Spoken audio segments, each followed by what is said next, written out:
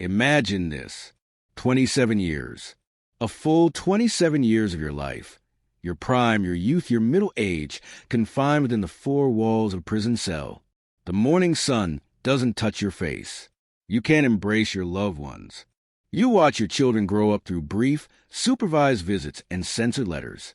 But here's the truly painful part.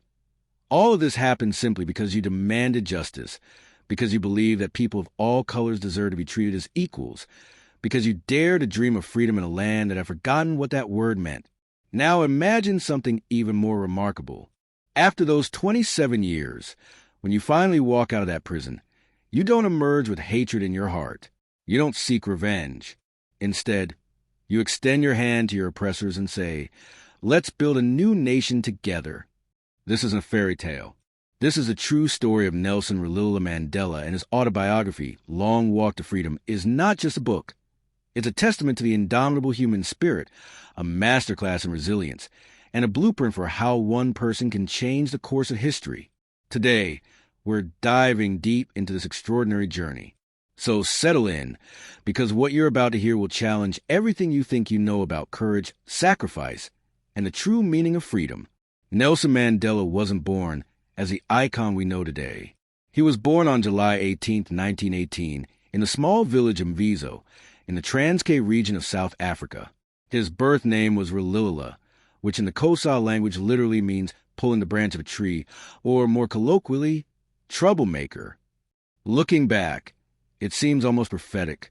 Mandela grew up in a world of rolling hills, traditional ceremonies, and tribal customs. His father was a chief, a council of tribal kings, and young Rolihlahla was raised with stories of African warriors who fought against Western colonization. These tales of bravery and resistance would plant seeds that would later bloom into a lifelong commitment to justice. But Mandela's childhood wasn't one of privilege despite his royal connections. When his father died, he was just 9 years old. The region of the Thembu people took him in, and this became a turning point. At the royal residence, he witnessed the democratic process of tribal meetings where everyone could speak, where even the regent would listen before making decisions. This early exposure to participatory democracy would profoundly influence his political philosophy. It was at the missionary school that a teacher gave him his English name, Nelson.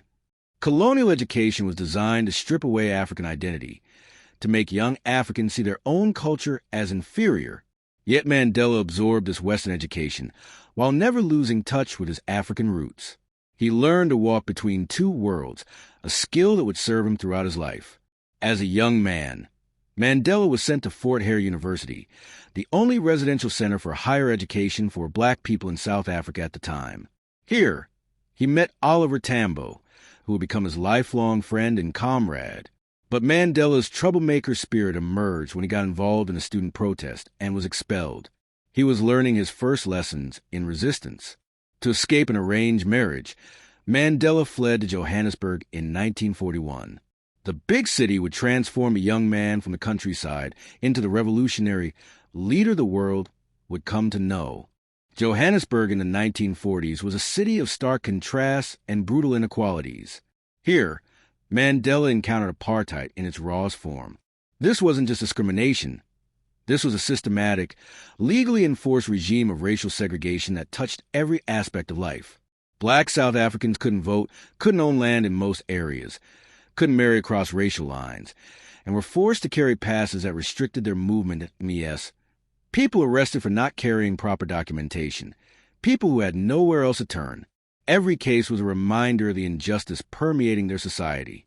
But it was his involvement with the African National Congress, the ANC, that truly set Mandela's path. The ANC had been founded in 1912 as a moderate organization, seeking reform through petitions and negotiations. Mandela and his young colleagues, including Walter Sisulu and Oliver Tambo, felt this approach was too timid. They formed the ANC Youth League in 1944, advocating for more direct action. The year 1948 brought a seismic shift. The National Party came to power and began implementing apartheid as official policy. Laws were passed at a frightening pace. The Population Registration Act classified everyone by race, The Group Areas Act segregated neighborhoods. The Bantu Education Act created inferior education for black children. South Africa was becoming a police state built on racial hierarchy. Mandela and the ANC responded with the Defiance Campaign of 1952. The strategy was simple but powerful: deliberately break apartheid laws and accept the consequences. Thousands of volunteers entered whites-only facilities, refused to carry passes, and violated curfews. Mandela himself was arrested and tried, receiving a suspended sentence.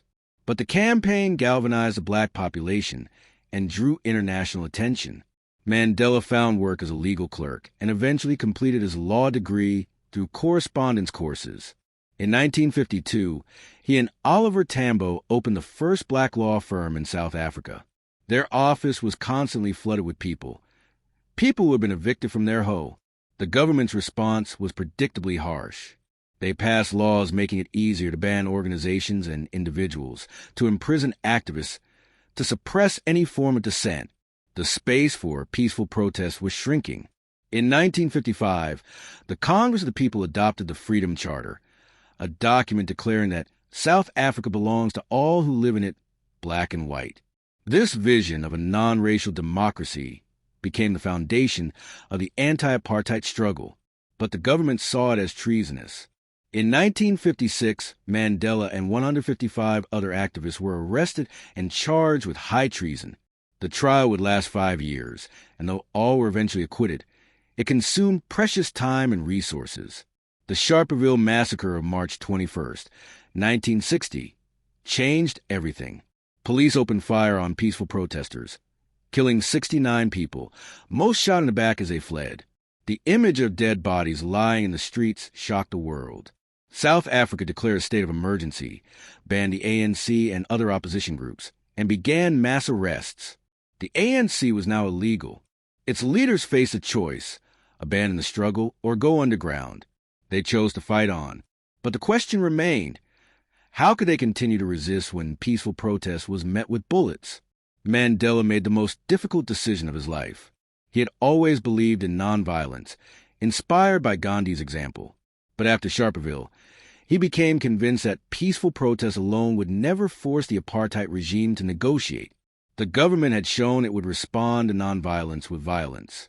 If violence was inevitable, Mandela argued, better to channel it in a controlled way than let it explode spontaneously.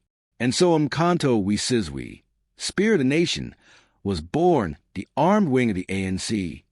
Mandela became its first commander-in-chief. Let's be clear about their strategy. They didn't target people. They sabotaged government installations, power plants, and infrastructure. The goal was to damage the economy, to make the cost of maintaining apartheid too high, to force the government to the negotiating table. Mandela went underground, moving from safe house to safe house, disguised as a chauffeur or laborer. The press called him the Black Pimpernel because he kept evading police. He traveled secretly out of South Africa to gather support and receive military training. For a brief moment, he was free, visiting newly independent African nations, meeting with leaders, feeling what it was like to be treated as an equal. But this freedom was short-lived. On August 5, 1962, Mandela was arrested at a roadblock. Evidence suggests the CIA tipped off South African authorities about his location, fearing that a successful anti-apartheid movement might bring communism to Southern Africa. Mandela was charged with leaving the country illegally and inciting workers to strike. He conducted his own defense, appearing in court in traditional Xhosa dress, refusing to recognize the legitimacy of a legal system that denied him and his people basic rights. He was sentenced to 5 years in prison. But the government wasn't finished. While Mandela was serving his sentence, police raided the underground headquarters of Umkhonto we Sizwe and discovered documents detailing their operations. Mandela and several other leaders were brought to trial again, this time for sabotage and conspiracy to overthrow the government, crimes that carried the death penalty. The Rivonia trial, as it came to be known, began in October 1963. The accused included Mandela, Walter Sisulu, Govind Mbeki, Ahmed Kathrada, and several others. The evidence against them was overwhelming. The police had captured documents in Mandela's own handwriting. They could have tried to deny everything. But that wasn't Mandela's style. Instead, he decided to use the trial as a platform. On April 20th, 1964, Mandela delivered a speech from the dock that would echo through history. For over 4 hours, he spoke without notes, laying out the case not just for his own actions, but for the entire anti-apartheid struggle. He detailed the history of oppression in South Africa, explained why they had turned to armed resistance, and addressed the accusations of communism head-on. Yes, the ANC had worked with communists, he admitted, because communists were among the few whites willing to treat Africans as equals. But the ANC's goal wasn't a communist state. It was a non-racial democracy. Then came the closing words that would be quoted for generations. I have fought against white domination, and I have fought against black domination. I have cherished the ideal of a democratic and free society in which all persons live together in harmony and with equal opportunities. It is an ideal which I hope to live for and to achieve. But if needs be, it is an ideal for which I am prepared to die. The courtroom fell silent. The judge, facing immense international pressure, sentenced Mandela and 7 others to life imprisonment. They escaped the death penalty, but as Mandela was led away, he knew he might never see freedom again. On June 13, 1964, Mandela arrived at Robben Island, a small island 7 kilometers off the coast of Cape Town. This would be his home for the next 18 years. And home is perhaps too generous a word for what awaited him. Robben Island Maximum Security Prison was designed to break men. The cells were tiny, just 7 feet by 9 feet, barely enough room to lie down. The walls were damp, the floors cold concrete. Mandela was given a thin mat to sleep on, 3 blankets, and a bucket for a toilet. There was no bed, no running water in the cells, no privacy. But the physical conditions were just the beginning. The prison operated on a racial hierarchy even within its walls. Black prisoners received fewer rations than colored or Indian prisoners. Mandela was given shorts rather than long pants, a deliberate insult. In African culture, men wore shorts only until adolescence. They were trying to infantilize him, to strip away his dignity. Every day began before dawn. The prisoners were marched to the limestone quarry where they would spend 8 hours breaking rocks with picks and hammers, the white stone reflecting the harsh African sun into their eyes. The limestone dust filled their lungs. Years later, Mandela would have permanent damage to his tear ducts from the glare. Mail was strictly censored and limited. Mandela was allowed 1 letter and 1 visit every 6 months, each visit lasting just 30 minutes, conducted through a thick glass partition with guards listening to every word. He watched his children grow up through rare, precious glimpses. He learned of his mother's death through a telegram and wasn't allowed to attend her funeral. When his eldest son died in a car accident in 1969, the prison refused him permission to attend the burial. The authorities wanted Mandela to beg, to show remorse, to renounce his beliefs. In return, they would release him. Several times over the years, the government made offers, denounced violence, accept the homeland system, retire to the Transkei. Each time, Mandela refused. I cannot and will not give any undertaking at a time when I and you, the people, are not free, he declared. Your freedom and mine cannot be separated. Yet, somehow, Robben Island became more than a prison. The political prisoners turned it into what they called Mandela University. They organized study groups, teaching each other languages, history, economics, and politics. They debated strategy for the future.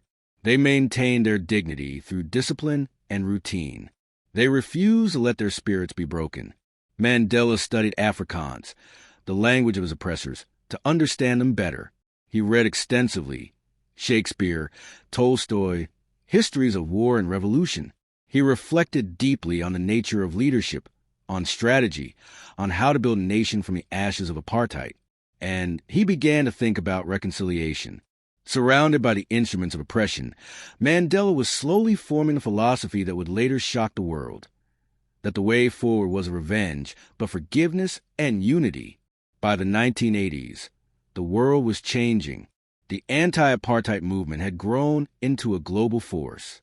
Universities divested from companies doing business in South Africa. Artists refused to perform there. Athletes boycotted sporting events. Economic sanctions began to bite. The apartheid government was increasingly isolated. Inside South Africa, the situation was reaching a breaking point. Township uprisings were met with brutal crackdowns. The government declared states of emergency. Young people took to the streets chanting, "Freedom or death." The country seemed on the verge of a race war that would consume everyone. In 1982, in a surprise move, Mandela and several other leaders were transferred from Robben Island to Pollsmoor Prison on the mainland. The conditions were better, actual beds, better food, but Mandela was separated from the community of prisoners that had sustained him. Some suspected the government was trying to isolate the leadership, perhaps to negotiate separately. Mandela was now in his 60s. He had been in prison for over 20 years. Many of his comrades had been released or had died. The world outside was transforming in ways he could barely imagine, yet his moral authority continued to grow. Songs were written about him. His image appeared on posters worldwide. Free Mandela became a rallying cry from London to Lagos. In 1985, President P.W. Botha made a conditional offer release. If Mandela would renounce violence, he could go free. Mandela's response was read by his daughter to a crowd of thousands. "I cannot and will not give any undertaking at a time when I and you, the people, are not free. Your freedom and mine cannot be separated." Behind the scenes, though, something was shifting. Secret communications began between Mandela and the government. In 1988, he was moved to Victor Verster Prison, where he was given a cottage with a swimming pool, a gilded cage, but still a cage. The government was preparing the ground for something. Mandela began meeting with government officials, carefully exploring the possibility of negotiations. He didn't have authorization from the ANC leadership in exile, but he trusted his judgment. He knew the armed struggle couldn't defeat the government militarily, and he knew the government couldn't suppress the resistance forever. The only way forward was dialogue. These were dangerous negotiations. Mandela had to maintain his principles while appearing reasonable. He had to keep the confidence of the ANC while engaging with the enemy. One wrong move could see him labeled a sellout, his life's work undone. February 11th, 1990. After 27 years, 6 months, and 6 days, Nelson Mandela walked out of Victor Verster Prison. The images broadcast around the world showed a tall, dignified man in his 70s, hair gray, walking hand in hand with his wife Winnie, raising his fist in the ANC salute. But freedom wasn't simple. South Africa was a powder keg. Violence between ANC supporters and the Inkatha Freedom Party left thousands dead. The security forces seemed to be fueling the conflict, engaging in what became known as a third force, operations to undermine negotiations. There were massacres, assassinations, and atrocities. Mandela had to unite a fractured liberation movement, negotiate with a government that still held all the military power, and prevent the country from descending into civil war. He had to manage the expectations of millions who thought freedom would bring immediate prosperity. He had to deal with his own family troubles. His marriage to Winnie was collapsing amid allegations of her involvement in violence. The negotiations were tortuous. The Convention for a Democratic South Africa brought together all the major players, but trust was in short supply. Hardliners on both sides wanted to sabotage the process. Right-wing whites formed paramilitary groups threatening war. The Pan-Africanist Congress and other groups continued armed struggle. Through it all, Mandela walked a tightrope. He had to be revolutionary enough to keep the support of the masses, but moderate enough to reassure whites that they had a place in the new South Africa. He met with business leaders, with Afrikaner generals, with community groups. He traveled the world rebuilding the ANC's international relationships. On April 27, 1994, South Africa held its first democratic elections open to all races. People stood in lines for hours, sometimes days, to cast their votes. Many were voting for the first time in their lives, at ages 60, 70, 80. Some were so moved they wept as they marked their ballots. The ANC won 62.65% of the vote. On May 10, 1994, at the age of 75, Nelson Mandela was inaugurated as the first black president of South Africa. Standing before a crowd that included former enemies and old friends, he declared, "Never, never, and never again shall it be that this beautiful land will again experience the oppression of one by another. Mandela's presidency from 1994 to 1999 was about nation building in the most literal sense. He had to create a single nation from what had been, in effect, several hostile groups forced to share geography. His greatest tool was the Truth and Reconciliation Commission, chaired by Archbishop Desmond Tutu. The commission offered amnesty to those who fully disclosed their crimes during apartheid. It was controversial.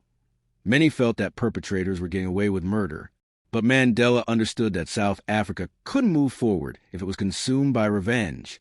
The country needed to confront its past honestly, but then find a way to live together. He reached out to his former jailers, inviting them to his presidential inauguration. He learned to love rugby, the sport of the Afrikaners, and used the 1995 Rugby World Cup to unite the nation. The image of Mandela wearing the Springbok jersey, once a symbol of white supremacy, presenting the trophy to the team captain became iconic, a moment captured in the film Invictus.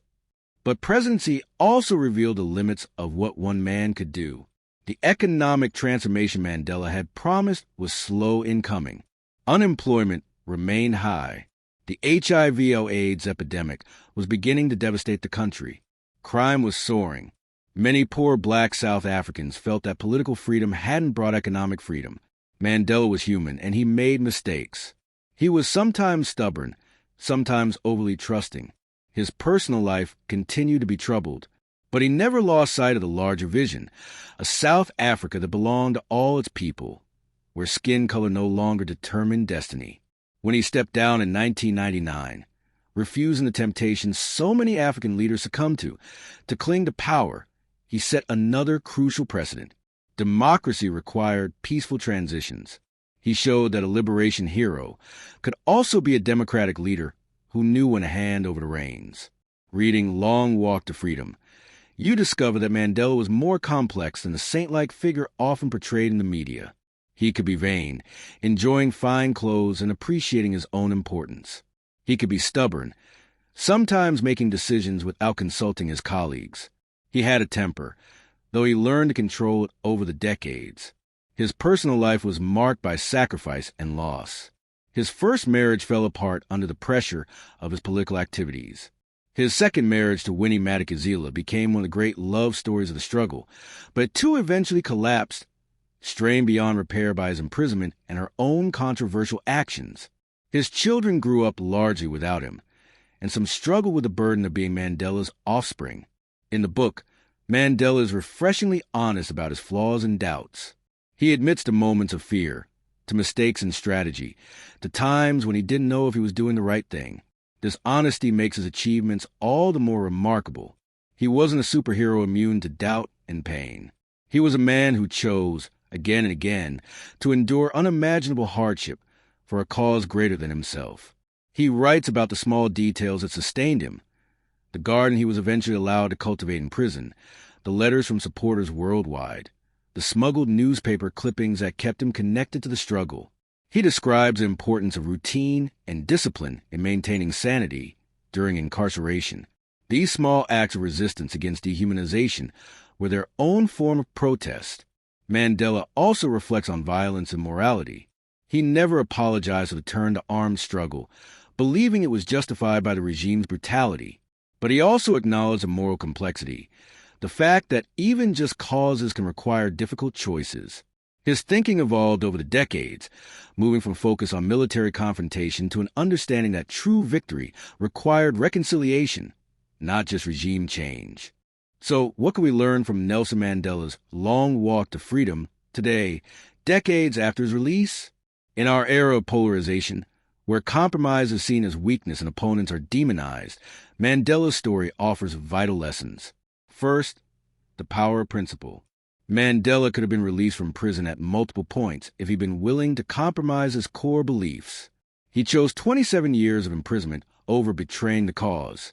In a world of expedient compromises and flexible morality, his unwavering commitment is instructive. Second, the necessity of patience. The anti-apartheid struggle took nearly a century from the founding of the ANC to the first democratic elections. Mandela himself spent nearly 3 decades in prison. He understood that fundamental change doesn't happen overnight. In our age of instant gratification, this long-term perspective is rare and valuable. Third, the possibility of forgiveness. Mandela had every reason to hate his oppressors. Yet, he chose reconciliation. He understood that holding on to hatred would poison both him and his country. This doesn't mean forgetting injustice or abandoning the demand for accountability, but it does mean refusing to let the past dictate the future. Fourth, the importance of understanding your adversary. Mandela studied Afrikaans, read Afrikaner history and poetry, and worked to understand the fears and motivations of those who oppressed him. This wasn't collaboration. It was strategic intelligence that ultimately allowed him to negotiate effectively. Fifth, the need for moral courage. Mandela made decisions that were unpopular with his own side, negotiating with the government, compromising on certain demands, preaching reconciliation when others wanted revenge. Leadership sometimes means standing alone, even against your supporters, when you believe it's necessary. Finally, the recognition that freedom is indivisible.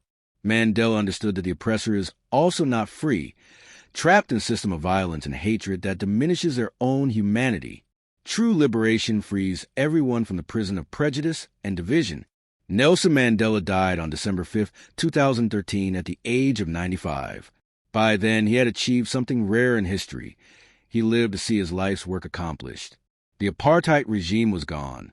South Africa had a constitution guaranteeing equal rights for all. The country, while still facing immense challenges, had avoided the race war many predicted. But Long Walk to Freedom isn't just about Mandela's personal journey. It's a reminder that the walk to freedom never truly ends. Every generation must choose whether to extend freedom or contract it, whether to embrace diversity or retreat into tribalism, whether to meet hatred with more hatred or with something transformative. Today, South Africa still struggles with poverty, inequality, and corruption. The rainbow nation Mandela envisioned remains more aspiration than reality.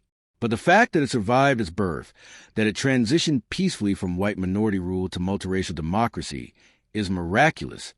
And it happened largely because one man spent 27 years in prison refusing to give up on a dream. When you read Long Walk to Freedom, you're not just reading an autobiography. You're engaging with questions that every society must answer. What is worth fighting for? How do we balance justice and reconciliation? How do we build a society where everyone belongs? How do we maintain hope when everything seems hopeless? Mandela's answer, forged in the crucible of prison and tempered through decades of struggle, was simple but profound. We stay human. We refuse to let circumstances make us cruel. We hold on to our dignity. We remember that our freedom and our oppressor's freedom are bound together, and we never, ever give up on the possibility of a better world. The long walk to freedom isn't over. In some ways, it's just beginning. But we walk with the knowledge that one man, in the most impossible circumstances, showed us that change is possible, that forgiveness is powerful, that dignity cannot be stolen, only surrendered. And as Mandela himself wrote in the final pages of his book, I have walked that long road to freedom. I have tried not to falter. I have made missteps along the way. But I have discovered the secret that after climbing a great hill, one only finds that there are many more hills to climb. I have taken a moment here to rest, to steal a view of the glorious vista that surrounds me, to look back on the distance I have come. But I can only rest for a moment, for with freedom come responsibilities, and I dare not linger, for my long walk is not ended. Neither is ours. Before you go, if Mandela's story moved you, if you found yourself thinking about your own struggles, your own capacity for forgiveness, or your own long walk towards something greater, don't keep it to yourself. Hit that subscribe button right now, because next week, we're diving into another story that will challenge everything you think you know. What if I told you there's a political prisoner who spent even longer in captivity than Mandela, but whose name you probably never heard? What if I told you there's a woman who overthrew a dictator without firing a single shot? What if I told you there are modern-day Mandelas walking among us right now, fighting battles we don't even know about? Drop a comment below and tell me, what would you have done in Mandela's position? Could you have forgiven your oppressors after 27 years? Have you ever had to choose between your principles and your freedom? Your story matters, and I want to hear it. And here's something to think about as you go about your day. Mandela was 44 years old when he entered prison. He was 71 when he walked out. He became president at 75 and changed the world. So here's my question for you, the one that should keep you up tonight. If Mandela could start his greatest work in his 70s, what's your excuse? What's the long walk you've been avoiding? What's the prison, literal or metaphorical, that's keeping you from your own freedom? And most importantly, what do you even do about it? Subscribe, comment, share this with someone who needs to hear it. Because some stories aren't meant to be just heard. They're meant to be lived. See you in the next one. And remember, your long walk isn't ended either.